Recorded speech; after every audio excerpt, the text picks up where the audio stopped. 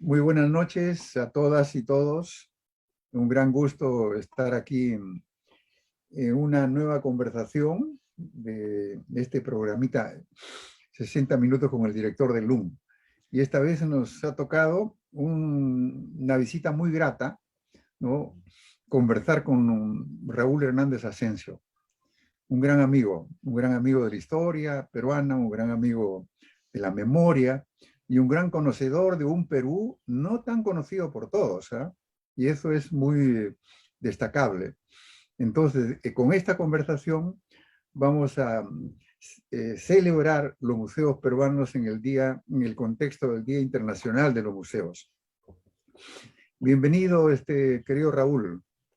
Es un gran gusto tenerte aquí, ¿eh?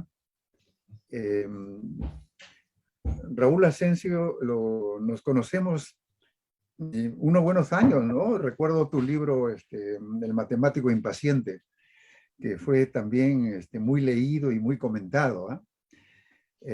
Luego, has decidido quedarte en el Perú, dejar Andalucía, dejar las universidades de origen tuyas y quemar, no sé si quemar tus velas o sentar tus reales en el Perú, ¿no? Sentar tus reales. Y ha sido una gran cosa para el IEP, donde eres investigador principal y director del fondo editorial, y para todos los peruanos que queremos descubrir cada vez más nuestro país. Eso es como, pero quizás muchos no te conocen, ¿no? Y no saben que te interesa el desarrollo, te interesa el género, te interesa conocer las regiones rurales, que el 2016 publicaste un libro sobre Quispicanchi y el desarrollo de los nuevos incas, que el 2017 otro nuevo libro, El apóstol de los Andes, Túpac Amaru, en las versiones cusqueñas. Bueno, nos han enseñado mucho. Yo he tomado este libro del 2018 en este Día Internacional de los Museos, en el contexto de este día. Y por eso no quisiera retrasarme más. Solamente decirte, Raúl, que este libro del 2018, que tiene un nombre bastante interesante, Señores del Pasado, ¿no? Arqueólogos, museos y huaqueros en el Perú. Muy poco se ha hablado de los huaqueros. Se ha hablado siempre mucho de los museos y se ha hablado más de los arqueólogos, me parece. Pero esta trilogía, arqueólogos, museos y huaqueros, es presentada en sus detalles en este libro, en este gran libro, ¿no? Voluminoso, de 538 páginas, más la bibliografía y con un epílogo esclarecedor. Entonces, el libro es un gran trabajo, Raúl. Dejaste las oficinas, dejaste las bibliotecas y comenzaste a hacer trabajo de campo. Me da la impresión entre el 2010, el 2007 y el 2011, 12. Tomaste el jeep y te fuiste al campo. ¿No es así? Manuel, muchas gracias por la invitación. Un gusto estar conversando aquí contigo y con todos los amigos del LUM una vez más. Así es, en realidad es tal cual tú lo cuentas. El origen de este libro, el origen del Señores del Pasado, es un conjunto de proyectos que realizamos en el Instituto de Estudios Peruanos en colaboración con RIMIS, la institución promotora del desarrollo que tiene su sede en Santiago de Chile, en el cual nos preguntábamos cuál era el impacto que estaba teniendo la construcción de museos arqueológicos en la costa norte, en pequeñas comunidades rurales. Estoy pensando en comunidades como Huacarrajada, en comunidades como Magdalena de Cao, como Tucumé. Entonces nosotros nos preguntábamos cuál era el impacto que tenía la construcción de estos museos, por un lado, en términos económicos, en términos de generación de oportunidades económicas para los habitantes de esas comunidades, pero por otro lado también en términos de construcción de narrativas, de construcción de discursos de identidad colectiva. Cómo la puesta en valor del patrimonio afectaba a estas localidades de Lambayeque y de La Libertad. Fue un conjunto de proyectos que se desarrollaron, como bien has dicho, entre 2007 y aproximadamente 2011, 2012, y bueno, que me permitieron acercarme a este mundo fascinante de la arqueología, de los descubrimientos arqueológicos, de los distintos personajes involucrados en la puesta en valor del patrimonio prehispánico. Y este es el origen del libro. Es el origen del libro que después, además de este trabajo de campo que tuve la oportunidad de realizar en estas regiones del norte del Perú, se fueron añadiendo otras investigaciones, algunas de campo, otras hemerográficas con prensa, otras también en biblioteca, porque tiene una parte de biblioteca y de documentación. Y ese es el origen de este proceso de construcción de este libro, que al final salió, como bien ha señalado, publicado por el IEP en el año 2018. Es fascinante el trabajo que hicieron, y hablo en plural, casi no hicieron, porque en algunas partes ha sido acompañado con un grupo de consulta, con un grupo de entrevistas, a conversar con los pobladores de los diferentes lugares. Para mí, he descubierto personajes que yo siempre escuchaba, ¿no? Que, la persona muy vinculada a Chavín, por ejemplo, ¿no? Marino González, que yo siempre escuchaba en la palabra de muchos de los arqueólogos que tuve en la universidad como profesores. Pero no escuché tanto de Samaniego, que tú lo has visitado en Sechín, has conversado con él, has seguido su trayectoria, de personas tan comprometidas con lo que hacían, con pasión y con apropiación también de los espacios, ¿no? Para ponerlos en valor. Y luego, otros lugares que ustedes han visitado, y fundamentalmente, claro, el caso de Lambayeque, que es el caso en el cual ustedes han ingresado con mayor notoriedad, con mayor presencia. Pero todo eso se desarrolla a partir del capítulo cuarto, quinto y hacia adelante, ¿no es cierto?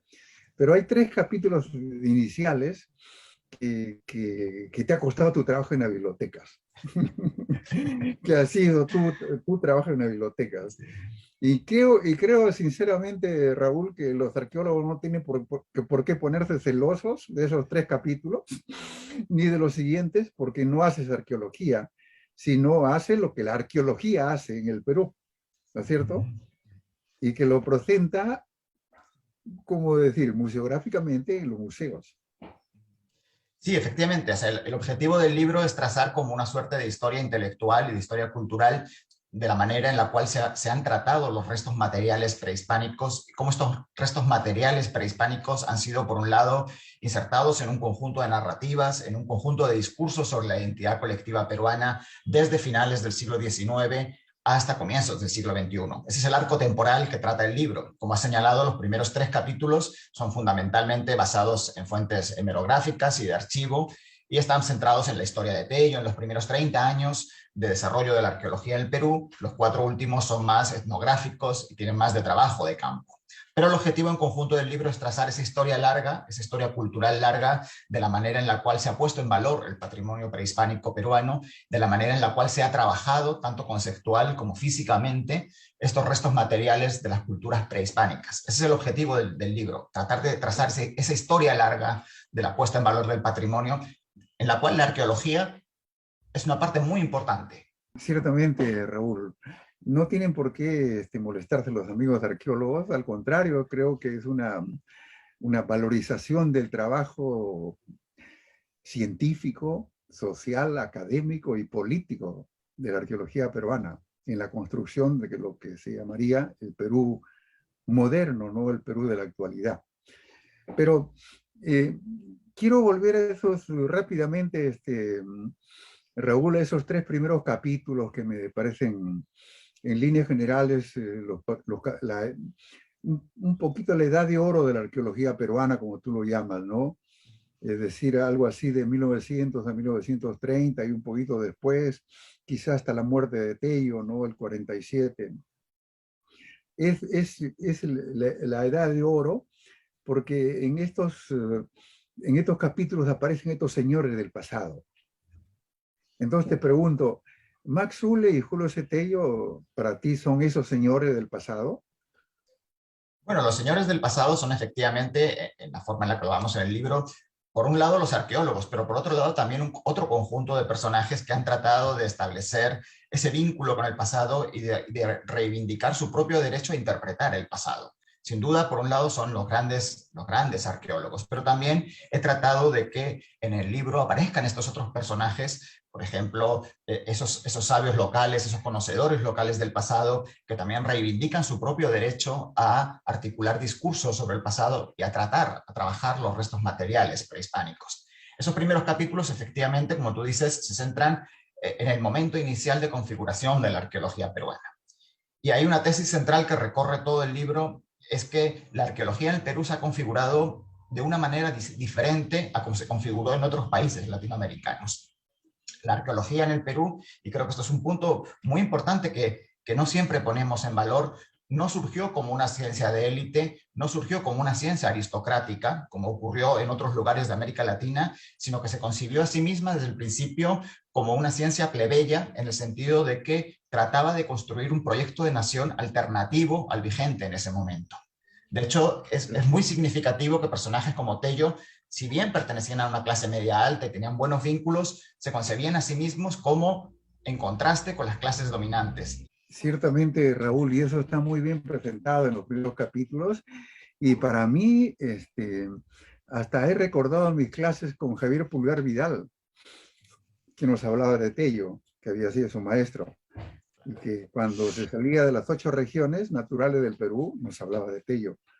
Igualmente, Jorge Muelle terminaba hablándonos de Tello, de su carácter, de su emprendimiento, de su ferocidad, cuando comenzaba a hablar y defender la arqueología.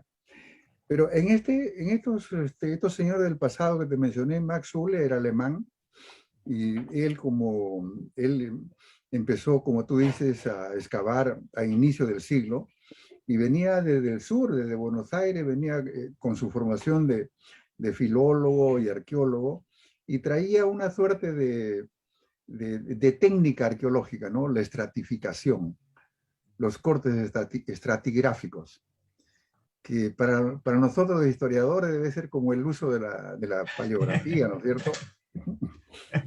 ¿No? La paleografía que es para ellos la estratigrafía, porque comienzan a construir los mapas de los tiempos, y debe ser fascinante. Y esa fascinación la trajo Uhle, y Uhle comenzó a alargar la historia del Perú prehispánico, y la alargó realmente de manera ejemplar, y propuso una idea que venía de otros investigadores extranjeros, como Paul Rivet, ¿no? La importación de la cultura peruana, de regiones centroamericanas, de regiones olmecas, de regiones centrales, ¿no? Y esa idea era resultado de sus observaciones estratigráficas, supongo, ¿no es cierto? Y tú lo presentas ahí como, digamos, el arqueólogo alemán, con sus técnicas, propone el origen inmigracionista de las culturas peruanas, que el origen vino, que las culturas vinieron de afuera. ¿No es así, Raúl? Sí, así es. En realidad, Uhle forma parte de las corrientes de las corrientes predominantes en su momento en varios sentidos. Por un lado, como tú bien has señalado al principio, él proviene de toda la tradición de historia cultural alemana, en el sentido de que compaginaba diferentes técnicas, por supuesto arqueología, pero también filología y otros elementos, y va a introducir en el Perú por primera vez la estratigrafía en el sentido más moderno, es el fundamento de la arqueología. Él también estaba en ese momento en un conjunto de debates que se dan a nivel global sobre la manera en la cual había surgido las altas culturas en todo el mundo. Y predominaban las teorías que decían que las altas culturas habían surgido solamente en un reducido número de territorios y posteriormente se habían expandido. Y efectivamente Uhle va a sostener un origen alóctono, es decir, un origen foráneo de la cultura peruana, surgida probablemente en Centroamérica. Había en ese momento otros autores que estaban postulando un origen en Asia, en el Japón, en otros lugares. Efectivamente, había también una corriente, porque siempre la hubo autoctonista, que va a ser posteriormente la que va a desarrollar Tello. Va a ser la idea de que la cultura peruana es autóctona, surge en las entrañas de los Andes o en las zonas de ceja de selva. Esos debates estaban en ese momento vigentes y no eran exclusivos del Perú, eran de alguna manera propios del ambiente del momento. Ese va a ser uno de los puntos de enfrentamiento, efectivamente, durante los primeros años de la arqueología, entre los partidarios o seguidores de las teorías aloctonistas, Ule y otros, y de los autoctonistas, cuya cabeza más visible, obviamente, es Tello, que vincula de alguna manera con su gran proyecto político, porque el proyecto de Tello es científico, pero sobre todo es político, que es colocar a las poblaciones indígenas en el centro de la nacionalidad peruana. Es decir, frente a las teorías hispanistas o mesticistas que hablaban de un Perú mestizo, de un Perú producto de la simbiosis entre lo prehispánico y lo colonial, o hacia el lado colonial, lo que nos va a decir el gran proyecto político de Tello va a ser decir, el verdadero Perú es el Perú indígena y prehispánico.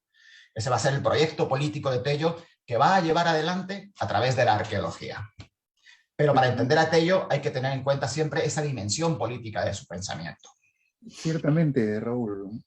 Casi has dicho gran parte de las cosas fundamentales, ¿ah? Del libro y de la misión del arqueólogo.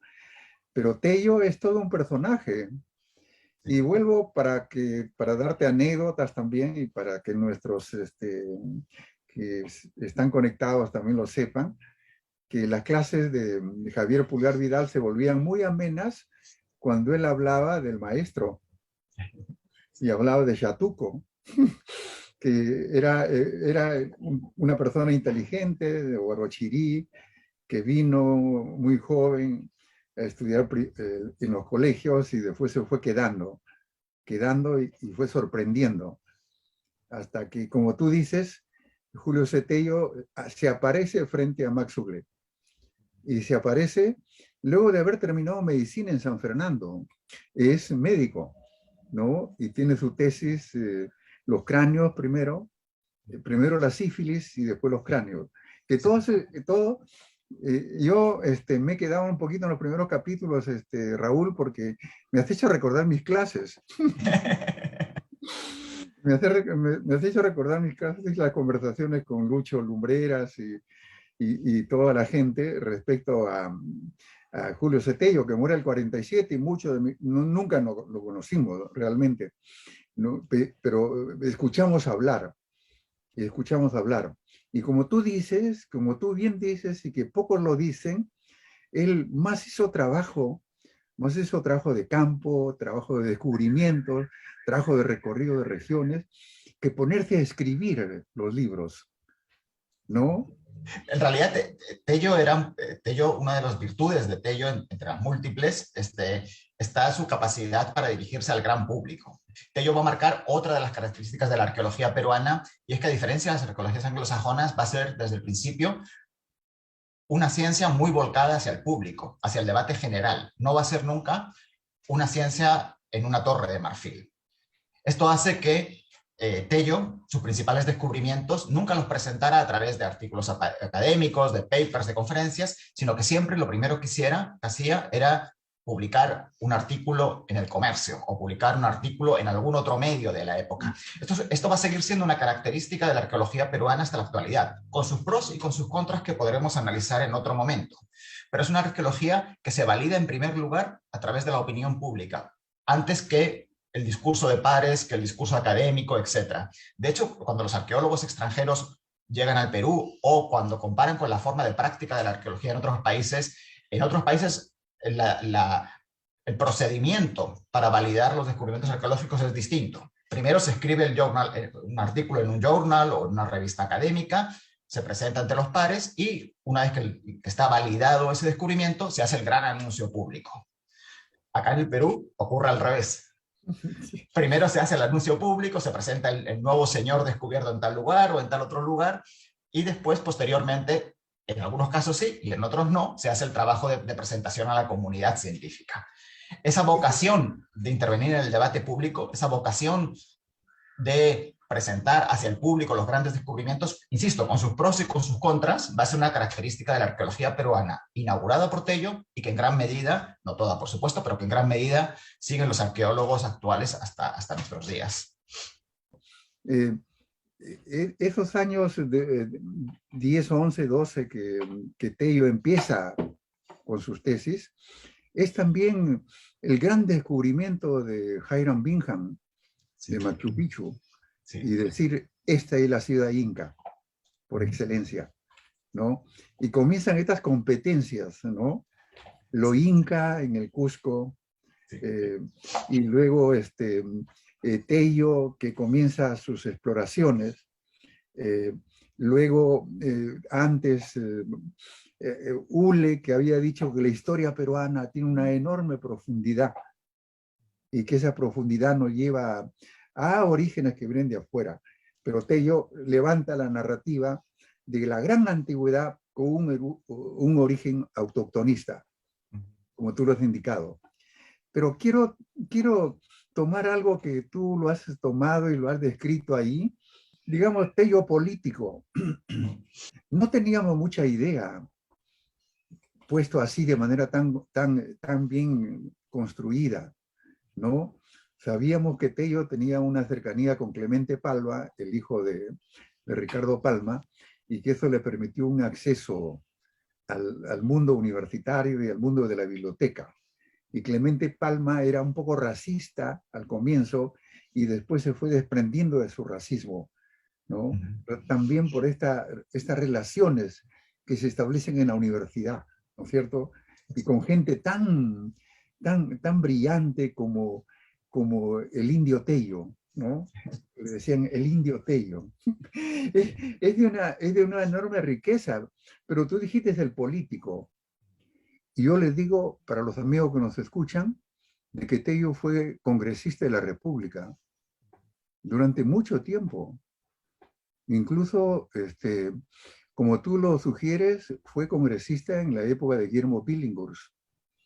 Y la época del gobierno de Billinghurst fue una época otra vez de explosión de los sectores populares en el país, del 12 al 14, ¿no? Años que soportaron a Billinghurst, y ahí aparece Tello con su discurso autoctonista de la cultura, de la gran antigüedad y de la riqueza. Gran antigüedad y gran riqueza. Y luego es también diputado en la época del oncenio de Leguía. Y ahí viene su consagración. Tello se siente muy involucrado en todo el proyecto, dicho en un sentido amplio, de construcción de una patria nueva posterior al periodo de la República aristocrática, es decir, en la construcción de un Perú que ya no fuera un Perú de las élites, que reivindicara la centralidad de la población indígena. Y todo este proyecto lo va a tratar de canalizar a través de diferentes proyectos políticos en diferentes momentos de su vida. Durante un tiempo va a ser muy cercano a Leguía, va a estar muy involucrado con Leguía y con todo el proyecto de construcción de la patria nueva. Va a ser ese el momento en el cual va a alcanzar mayor poder para definir las políticas culturales peruanas, en ese momento del oncenio de Leguía. También Tello va a ser en otro momento muy cercano al APRA, sin llegar nunca a militar en el APRA, va a ser muy cercano al APRA y va a tener vínculos familiares a través de sus hermanos con el APRA. Esto lo ha contado muy bien en una tesis de licenciatura aparecida hace un par de años Fernando Padilla, que precisamente investiga la trayectoria política de Tello y esta cercanía con el aprismo, que sabíamos por las declaraciones de sus discípulos, pero que ahora está mucho más clara esta cercanía política. Y luego ya en la última etapa de su vida, en los años 30, esta búsqueda de una identidad nacional peruana va a llevar a una evolución de las ideas de Tello un poco más oscura, que sería necesario investigar con mayor profundidad. Va a tener ideas racialistas muy cercanas al falangismo español e incluso al fascismo italiano, sin llegar a militar en esos grupos, pero va a colocar en el centro de su reflexión sobre el Perú las teorías raciales, muy en boga con lo que estaba de moda en esos años 30, en las corrientes de pensamiento racialistas de esos años 30. Existe este Tello más oscuro, más cercano ideológicamente que no políticamente a ese tipo de movimientos racialistas en los años 30. Entonces él va a tener a lo largo de toda su carrera esta pretensión de colocar al poblador indígena como el centro de la nacionalidad y de la identidad peruana. Pero la manera concreta en la que va a canalizar esta idea va a ir variando a lo largo del tiempo. Va a ir variando primero desde la cercanía, como les digo, con la cercanía con el proyecto de Leguía, luego la cercanía con el aprismo, finalmente la cercanía con estas teorías racialistas en los últimos años, en la década de 1930 sobre todo. Entonces va a ser un personaje tremendamente complejo en su ideario político, siempre buscando oportunidades para hacer avanzar este proyecto político y al mismo tiempo científico que él tenía. Ciertamente. Y como tú dices, actuó políticamente en el contexto de la patria nueva. La patria nueva, que es un concepto que surge entre los intelectuales limeños, ¿no? La patria nueva, y que luego Leguía, a través de sus colaboradores, lo convierte en política de Estado, la patria nueva. La patria nueva que busca descubrir el Perú profundo, que busca descubrir el Perú nuevo, el Perú que lo vemos, se veía ya en Lima y se veía por todas partes. Y eso capta el interés de Tello. Muchos no saben que Tello era cercano de alguna manera a José Antonio Encinas en el Congreso de la República y que escribió un libro, La Reforma Universitaria, y que buscaba que la universidad investigue. Sí. En realidad, Tello quedó muy marcado por su experiencia en los Estados Unidos. Si bien Tello estudió, como bien señalado, en la Universidad de San Marcos, en San Fernando, estudió como un profesor, enseguida obtuvo una beca para ir a los Estados Unidos a estudiar. Y es ahí donde se profesionaliza como arqueólogo en la corriente de la época, que es al mismo tiempo arqueólogo y antropólogo. Trabaja con los más expertos del momento, con algunos de los fundadores de la ciencia antropológica norteamericana, y reside en los Estados Unidos durante año y medio. A partir de ese momento, él va a ser un completo admirador y defensor del modelo universitario norteamericano, que compagina formación junto con investigación y que da un enorme peso a la investigación como parte de la misión de las universidades. Parte de su proyecto, cuando regresa al Perú, él regresa al Perú y la manera en la que se presenta ante la sociedad peruana es: yo soy el verdadero científico. A diferencia de todos ustedes, historiadores, etcétera, que en realidad son unos diletantes vinculados al mundo antiguo, la verdadera ciencia proviene de los Estados Unidos, es el modelo norteamericano de universidad. Yo soy el único científico social, el único arqueólogo formado profesionalmente en esta corriente verdaderamente científica, y lo que hay que hacer en el Perú es reformar las universidades para que se asemejen a este modelo norteamericano que compagina formación junto con investigación, que considera que la misión de la universidad es ambas cosas. Y Tello va a ser un rendido admirador del modelo norteamericano durante toda su vida. Durante toda su vida va a ser un defensor del modelo norteamericano. Y esto va a ser, y es otro de los varios temas que trato en el libro, va a ser uno de los elementos también centrales en los cuales él va a tratar de construir su carrera profesional. Él va a tener vínculos con el mundo norteamericano, académico, con las universidades, con los centros de investigación, siempre. Al mismo tiempo que tiene cierto recelo respecto a la presencia de arqueólogos norteamericanos en el Perú que se inmiscuían en su territorio. Entonces, esta contradicción entre esa admiración y cierto recelo hacia el investigador extranjero va a ser central a lo largo de toda la trayectoria de Tello. Ciertamente, ciertamente. No nos podemos quedar en Tello, es una fascinación también quedarte en un fundador de la arqueología peruana, el padre de la arqueología peruana, lo consideran en los textos de arqueología peruana. Pero no dejar de lado esta práctica política de él, ¿no? Práctica política en el Congreso, pero práctica política por donde sea, en los artículos en el comercio, el comercio publicaba artículos de Tello que tenían este sabor, ¿no? De que el Perú es Perú indígena, de que los indígenas construyeron grandes culturas y que esas grandes culturas han dejado grandes objetos materiales en diferentes soportes y que debemos cuidarlos. Yo me he sorprendido cuando tú has señalado de que tuvo alguna relación con Pedro Zulén, ¿no? El fundador de esta asociación pro derecho indígena. Muchos no perciben, no comprenden mucho cuando se dice fundar una asociación pro derecho indígena. Y hay este movimiento universitario, ¿no? Y Leguía lo consagra. Leguía crea el patronato pro indígena. Y los políticos crean paralelamente, ¿no?, el Comité Central Pro Derecho Indígena Tahuantinsuyo. Era una suerte de gran movimiento general en el Perú de reivindicar al indígena. Sí. que gran parte de la tarea nacional se convertía en una tarea de reivindicación de esas poblaciones derrotadas, escondidas, invisibilizadas y maltratadas. Ahora llegó el momento de hacer lo contrario. Y Tello juega un papel ahí importante. Sí, efectivamente, Tello es parte de esta corriente de pensamiento que busca poner al indígena en el centro de la construcción de la identidad peruana. Es parte de esta corriente en la cual él, sin llegar a pertenecer directamente al Comité Tahuantinsuyo o a este tipo de movimientos indigenistas, está muy vinculado y tiene un ida y vuelta constante con ellos y un diálogo constante con estos grupos. Ahora, hay que tener en cuenta que si bien Tello es discursivamente, en la manera en la cual se presentaba muy proindígena, va al mismo tiempo a ser muy receloso de las prácticas indígenas, de las prácticas locales de manejo del patrimonio. Tello va a tener una percepción del manejo de los restos materiales extremadamente autoritaria, en la cual solamente aquel que está investido de autoridad científica, es decir, el arqueólogo, tiene derecho a tratar los restos materiales prehispánicos. Y esto le va a llevar a, por un lado, desconocer y por otro lado, incluso llegar a satanizar las prácticas que ya existían en las localidades de la costa y de la sierra peruana de tratamiento y de puesta en valor del patrimonio prehispánico. Tello lo que va a hacer es construir una narrativa en la cual el momento en el cual llega el arqueólogo es el momento cero de la puesta en valor. No existía nada de puesta en valor del patrimonio, todo era desconocido, la población ignoraba el valor del patrimonio, de los restos materiales, hasta que llega el arqueólogo. Es el arqueólogo quien descubre a la población local el valor de lo que tienen delante de sus ojos. Tello es quien inventa, quien construye esa narrativa del arqueólogo como momento cero de la puesta en valor del patrimonio. Y esto le lleva a desconocer todas las prácticas de tratamiento de los restos materiales prehispánicos que ya existían en el Perú, en las comunidades de la costa y de la sierra. Entonces va a ser tremendamente autoritario y va a ser también tremendamente poco receptivo respecto a la manera en la cual la población local, la población indígena local, trataba los restos prehispánicos en el momento previo a la llegada de los arqueólogos.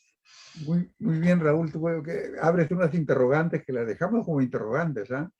Para que muchos de los arqueólogos y otros que nos estén escuchando reflexionen sobre este caso tan significativo, ¿no? De una persona que entregó todo, ¿no?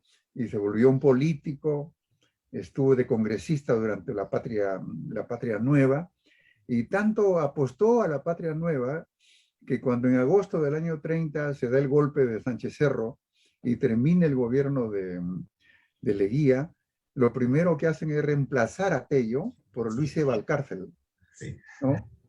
Que venía del Cusco. Pero son cosas que los lectores lo van a descubrir en tu libro, pero hay un acontecimiento importantísimo que ocurre, que es el descubrimiento de Chavín. Este sitio conocido, el sitio de bajo relieves, bajo y alto relieve, líticos, tan famoso, que estaba tirado allí. Tú sabes, ahora te hablo como historiador de la colonia. Pedro Cisa de León lo menciona y se conocía toda esa existencia. Pero después Raimondi lo visita y trasladan la estela que después se va a llamar la estela Raimondi en la época de Pardo. Mira, te digo, Raúl, que tu libro nos permite hacer una lectura diferente de todas las piezas que se mueven, ¿eh? ¿No? El civilismo de Pardo y el civilismo, la república práctica de Pardo, también se quiere asentar en las realidades locales, ¿no? El descubrimiento de Chavín hace de que a partir de ahí surja todo el desarrollo de la cultura andina, una cosa helicoidal, ¿no? Así, una cosa que empieza en Chavín de Huántar y empieza a recorrer todo el mundo andino. Mira, es tan fascinante que no nos podemos quedar ahí, ¿no es cierto? Pero ya está Chavín sobre el tapete. Todos hablan de Chavín, todos los periódicos. Se discute eso. Las cabezas clavas por aquí, por allá, en el puente Rumichaca, por todas partes. Y todo el mundo comienza a decir, oye, todo esto vale, hay que juntarlo. se lo van a llevar a Lima de nuevo. Y se llevaron el obelisco Tello a Lima. Sí. Entonces Tello, como tú dices, es el que realmente tiene el derecho y la formación para estudiar eso, para poner un orden y para decir, esta es la historia previa del Perú. Y eso me parece, eso se llama el nacimiento de los museos arqueológicos. Sí, Tello encuentra en Chavín la pieza central para la construcción de su relato sobre la historia peruana. Para Tello, Chavín va a ser el momento fundacional de la nacionalidad peruana al cual van a remitir las culturas posteriores.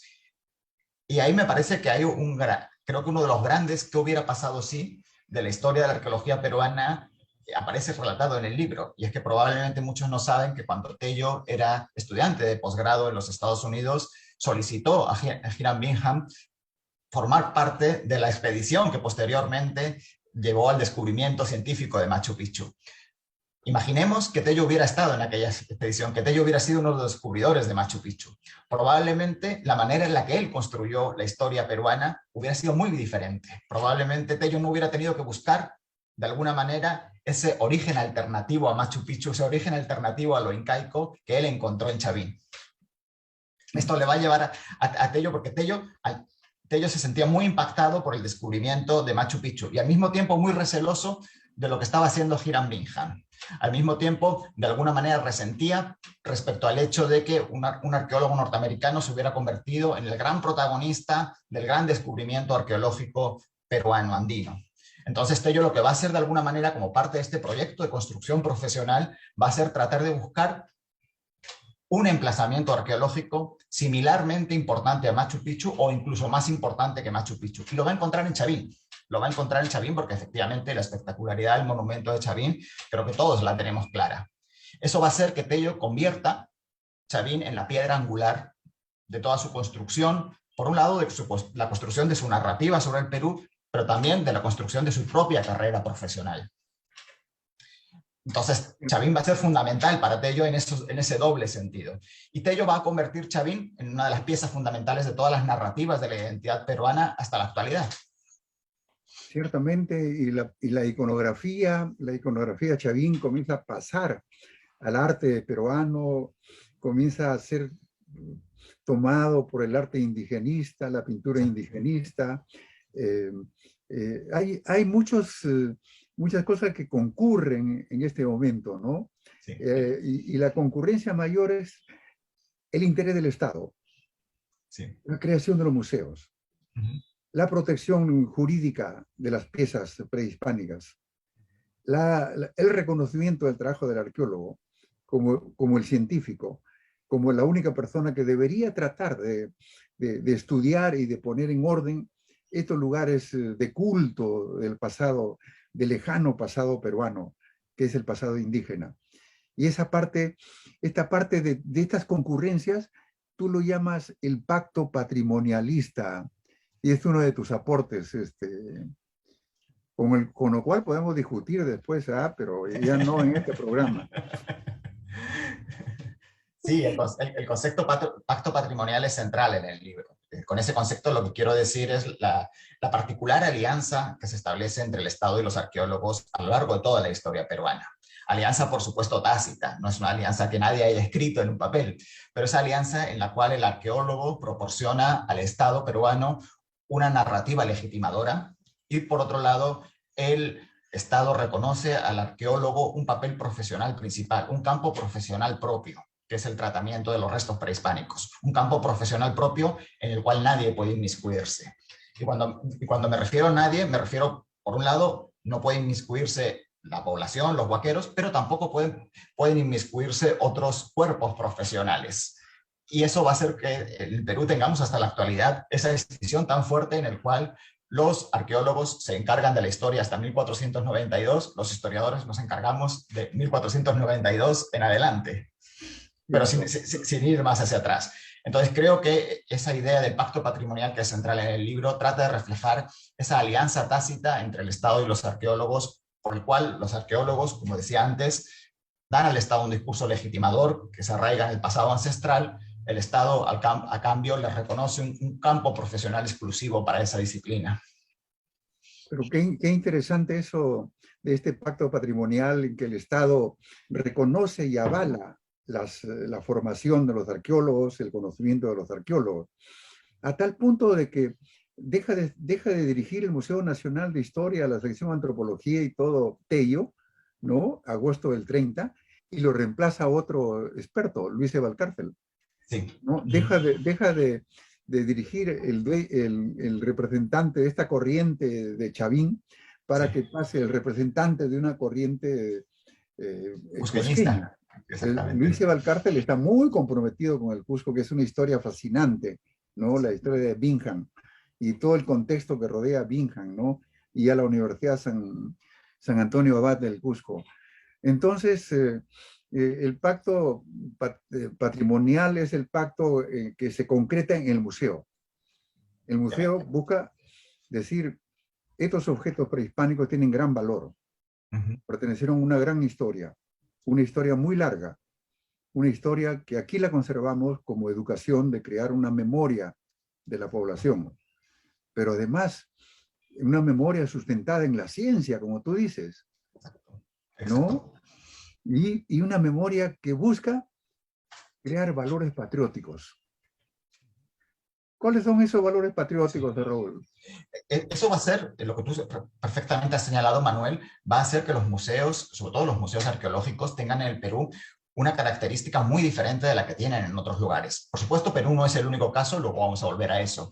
Pero creo que en algún momento del libro se dice que la diferencia entre los museos peruanos y los museos, por ejemplo, de Europa o de otros lugares, es que el museo como institución creada en Europa era un lugar al cual uno iba a conocer otros pueblos, iba a conocer otras culturas, mientras que el museo peruano es el contrario. El museo es el lugar en el que uno va a conocerse a sí mismo, sí.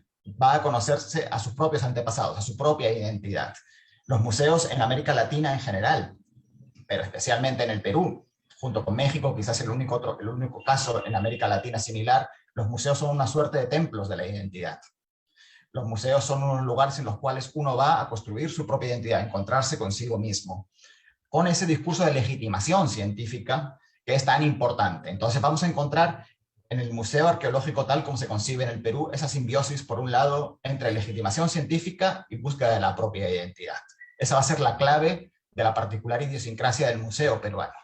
Por eso, como dice Christopher Gini, otro autor al que cito en el texto, los museos peruanos son mucho más que museos. Son lugares en los cuales uno va a discutir de política, son lugares que aspiran a tener un impacto en la sociedad.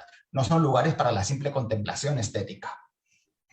Y un elemento que tú agregas constantemente, el desarrollo local, sí, el desarrollo del país. Un país que ha tenido un gran desarrollo prehispánico, que ha creado tanta belleza, tantos objetos, ¿no? Tiene como invisibilizada a esa población. Y el futuro del Perú no puede prescindir de esos movimientos de reivindicación y de la creación de valores patrióticos diferentes. El Perú es un país indígena. Eso es verdaderamente, no sé qué palabra usar, Raúl, para los años 20. ¿No? Sí, ese es el corazón del proyecto de Tello. Es también el corazón, como tú bien dijiste antes, del proyecto de Valcárcel. Pero justamente la compleja relación entre Tello y Valcárcel nos muestra cómo dentro de este, digamos, macro movimiento indigenista, si queremos decirlo de esa manera, había corrientes diferentes que tenían que ver también con las propias ambiciones y agendas personales de quienes participaban en ese debate en aquel momento. Tello y Valcárcel van a tener una relación muy compleja a lo largo de todo el tiempo. Es una relación de competencia en buena medida, de competencia personal por convertirse en la figura central de las políticas culturales peruanas, pero también de competencia intelectual. Por un lado, Tello va a apostar por tratar de convertir Chavín en el corazón simbólico de la nación peruana, mientras que Valcárcel va durante toda su carrera a tratar de posicionar al Cusco como el centro de ese corazón simbólico de la nación peruana. Cierto. Entonces, esa disputa de cuál es el corazón simbólico de la nación peruana va a ser uno de los elementos que van a estar jugando en esta compleja, muy compleja relación entre Tello y Valcárcel. para quienes nos estén escuchando y estén ahora pensando en qué tema hacer para su tesis de licenciatura, de doctorado, de maestría, ahí tienen un tema fascinante. Sabemos algunas cosas de esa relación entre Tello y Valcárcel, pero queda muchísimo por explorar.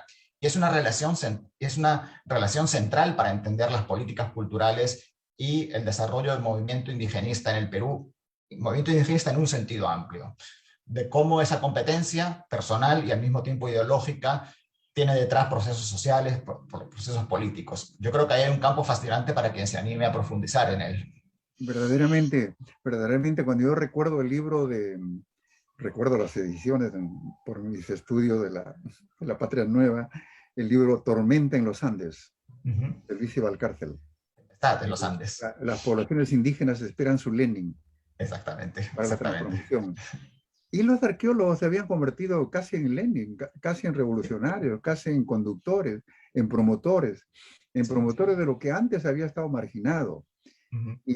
Pero hay en estos 3 capítulos, que no nos vamos a sacar en los 3 capítulos, pero vamos a recorrer rápidamente los otros, es Lima el centro de los estudios, Lima el centro de los museos, Lima el centro de la creación de estos altares de la patria, de la patria que surgía en ese momento, ¿no?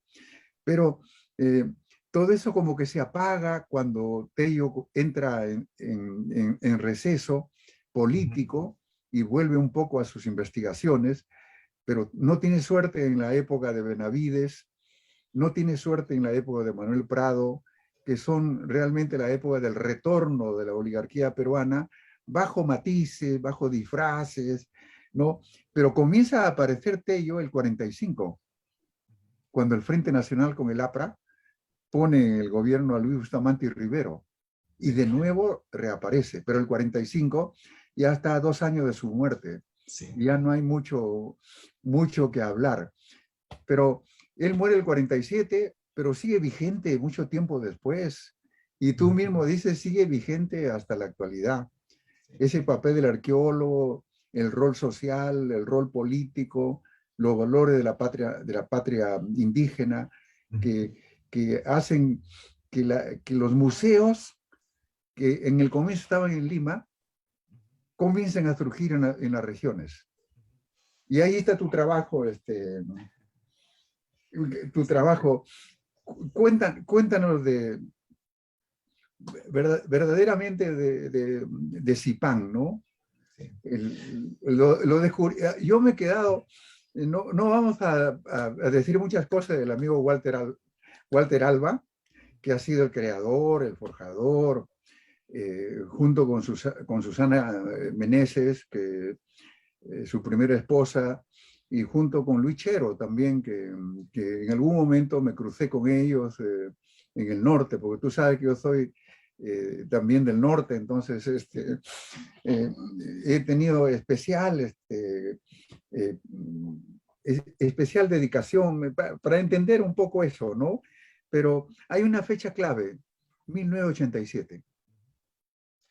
Sí, toda la segunda parte del libro, efectivamente, como tú bien has señalado, se dedica a trabajar toda esta nueva ola de museos que van a surgir a partir de 1987. Yo creo que en algún lugar lo llamo esto como la segunda edad de oro del Perú. Y es que a partir del descubrimiento de Zipán, y sobre todo a partir de los años 1990 y a partir de los años 2000, vamos a conocer toda una ola de nuevos descubrimientos y al mismo tiempo una complejización de las estrategias de puesta en valor del patrimonio, que van en parte a ser herederas de la tradición de Tello, pero también van a introducir otras novedades. La más importante es la que tú has mencionado antes, frente a la idea desarrollada en los años 30 de Lima como el centro de la nación, al cual debían ir todas las reliquias de la patria para tener un gran altar a la nación, al estilo, por ejemplo, de lo que más adelante, en los años 50 y los años 60, va a ser el Museo Nacional de Antropología de México, que va a ser el gran referente digamos, del patrimonialismo peruano. Frente a eso, desde los años 90 y sobre todo los años 2000, va a surgir la idea de los museos descentralizados, de que los museos deben estar cerca de los lugares en los cuales se han desarrollado estas culturas prehispánicas. Y va a ser un museo que va a heredar cosas del modelo de museo anterior, pero también va a introducir novedades. La más importante es la que tú has mencionado antes. Aparte de ser altar de la patria, aparte de ser un lugar de homenaje a las poblaciones indígenas, el Museo Arqueológico desde los 90 se va a concebir también como motor de desarrollo local, como una manera de generar movimiento económico y de generar dinamismo social en las localidades en las cuales se inserta. Esto proviene de otra tradición distinta que no nos va a dar tiempo a analizar acá, que también en parte de México y en parte de Europa, que lo que busca es situar estos museos en el centro del desarrollo local, de comunidades rurales. Entonces, siguiendo esta tradición, es que van a comenzar a surgir en toda la costa norte este tipo de museos arqueológicos, sobre todo en Lambayeque, pero también en La Libertad. Van a ser un tipo de museo distinto, ya ubicado en localidades rurales, cerca de las poblaciones en las cuales se hacen los grandes descubrimientos, en los cuales se va a insistir mucho en esta función de motor del desarrollo, del motor del desarrollo de la arqueología. Entonces va a ser una suerte de reelaboración del modelo de arqueólogo de Tello. El arqueólogo va a seguir siendo un luchador social, pero ahora ese luchador social ya no va a tener tanto este filo político, sino que va a tener más bien un filo de promotor del desarrollo. Ciertamente, ciertamente. Y en el caso de Zipán Huaca Rajada, que, bueno, los jóvenes no lo tienen en el imaginario, pero los mayores lo tenemos en el imaginario porque lo recordamos, porque fue en realidad un hallazgo de los huaqueros, como tú lo dices. Y te atreves, Raúl, a poner una foto de Bernal, el huaquero de Zipán, de Huaca Rajada, que fue uno de los que encontró esas joyas y que entraron al circuito de circulación de los compradores de objetos valiosos prehispánicos. Pero desde ahí se desarrolla la intervención del arqueólogo. Y el arqueólogo y el huaquero, como decir, el arqueólogo del Museo Bruning, Walter Alba y los pobladores de Zipán y de Huaca Rajada, tienen siempre una relación bastante, ¿cómo decir? Difícil, sí. polémica, Sí. ¿no? Porque ellos decían, ellos son los dueños de Huaca Rajada y de Zipán. Pero el Estado peruano ya había legislado que todo ello era patrimonio cultural de la nación y que los únicos que lo podían manejar correctamente eran los arqueólogos. Entonces hay este desencuentro, que es un desencuentro momentáneo, ¿no? He señalado ese hermoso mural que se transcribe. ¿Lo recuerdas? Un mural un mural que se escribe en una pared en Zipán. Es una suerte de una poesía, ¿no? Una poesía que lo escribe un poblador de la zona, ¿no? Y por no haberlo marcado bien ya no lo encuentro. Pero estaba ahí en el mural y ustedes lo fotografiaron. Sí, ese mural. Arista, creo, ¿no? Hace la fotografía muy hermosa, ¿no? Donde hablan del señor de Zipán y que perteneces a este pueblo. Nosotros Sí, somos tus descendientes ahora, ¿no? Y es una expresión de cariño y de nostalgia de que lo lleven. Pero el señor de Zipán fue un viajero. Muchos no sabemos, muchos no lo recordamos. Fue reconstruido en Alemania, muchas piezas. Viajó por muchos sitios, muchas piezas se vendieron. Yo conocí en la colección del amigo Enrico Poli, habían piezas que Enrico había comprado, ¿no? En el mercado informal, en el mercado, como le llamen, ¿no? Y él decía que lo había comprado para preservar el tesoro del Perú, porque a otras habían salido. Bueno, este capítulo es un capítulo extraordinario. No tenemos más que 5 minutos, Raúl. Discúlpame que yo me entusiasme también porque me he convertido en tu alumno. Me has hecho recordar mis clases. Pero el huaquero tenía una función, ¿no? Bárbara de Aquile trata de entender qué es el huaquero, ¿no? Los arqueólogos no quieren entender lo que es el huaquero, por supuesto, pero, pero tú estás en la mitad, Raúl, ¿ah? De entender y no entender el huaquero. Puede ser, puede ser. En realidad, uno de los temas que me parecen fascinantes de la arqueología en el Perú es que, sobre todo en la costa, pero también en la sierra, mucho antes de la llegada de los arqueólogos, ya había todo un conocimiento local respecto a cómo obtener estos restos prehispánicos y todo un circuito de circulación de objetos prehispánicos. Circuito de circulación de objetos prehispánicos con fines rituales para las mesadas, etcétera, y por supuesto también, porque no hay que negarlo, siempre ha habido también para la venta, incluso para la venta a coleccionistas extranjeros. Siempre han existido huaqueros que llamamos tradicionales y huaqueros comerciales. Ambos siempre han existido, estos dos tipos de circulación de objetos. Y yo en algún lugar hago una analogía con lo que ocurre con la hoja de la coca, en el sentido de que ahora sabemos que en la hoja de la coca hay un consumo tradicional de la coca, pero el 90% va al narcotráfico. Con el huaqueo ocurre también lo mismo. Existe un circuito de uso ritual de los objetos dentro de tradiciones locales y una parte muy grande que va a circuitos ilegales de tráfico de arte. Esto va a generar toda una tradición muy fuerte en muchas localidades de la sierra y de la costa del huaquero. El huaquero va a ser un profesional aceptado en muchas localidades, un profesional habitual y aceptado, perfectamente inserto en las sociedades locales. Emanuela Cambiari, una historiadora y arqueóloga italiana, tiene una hermosa tesis sobre el papel del huaquero en la costa y en la Sierra Norte, el papel social del huaquero, antes de la llegada de los arqueólogos. Creo que esto es uno de los temas que no hemos logrado ver. Es la fuerza de esa narrativa construida por Tello del arqueólogo como el momento cero de la puesta en valor del patrimonio, el arqueólogo como alguien que llega y descubre a la población local el valor de los objetos prehispánicos, nos ha impedido ver la importancia de esa tradición local de circulación de objetos prehispánicos y de puesta en valor de objetos prehispánicos previa a la llegada de los arqueólogos. Por supuesto, lo que ocurre en Huaca Rajada es completamente distinto. Lo que ocurre en Huaca Rajada es un momento extremadamente particular de crisis económica, de crisis social. Ernir Bernal es un personaje extraordinariamente controvertido, como tú bien sabes, sobre los primeros momentos del hallazgo del señor de Zipán en Huaca Rajada. Hay múltiples teorías diferentes, casi con cada uno de los actores con quienes conversas te va a dar una versión distinta. Yo no he tratado de entrar el objetivo del libro no es descubrir qué es lo que realmente ocurrió. Para eso ya hay otros libros muy lindamente escritos. El objetivo es tratar de entender estos diferentes personajes que se mueven en torno a la puesta en valor del patrimonio, en torno a la extracción y circulación de objetos prehispánicos. Ese es más el objeto del libro. Y efectivamente el caso de Zipán es excepcional. Yo creo que lo que tú muestras, Raúl, en en los capítulos 9, en el capítulo 8, ya es la política, la arqueología, la identidad convertida en prácticas políticas, prácticas políticas y en reivindicaciones.